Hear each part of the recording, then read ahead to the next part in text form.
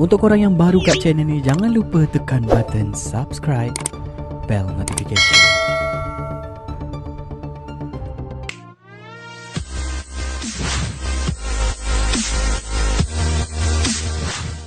Kemelut membabitkan Linda Jasmine dan bekas suaminya Q Haida terus menjadi perhatian ramai selepas kontroversi yang tercetus beberapa hari lalu.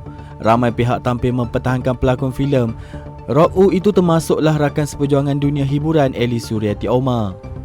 Berdasarkan komen yang ditinggalkan di salah sebuah hantaran tweet, pengarah tersebut mengimbau semula tentang perkahwinan Q yang berlangsung ketika namanya sedang memuncak naik selaku anak seni. Selama 16 tahun pelakon tersebut telah berkorban cukup banyak dalam melayani sikap wanita berkenaan demi memastikan anak-anak hidup dalam suasana positif. Apa yang mengejutkan, Elly turut mendedahkan mengenai sikap bekas isteri yang tidak membenarkan Q Haida terlibat dalam mana-mana projek lakonan bersama perempuan. Jika aktor berkenaan berdegil mahu menerima tawaran tersebut, wanita terbabit akan mula tantrum.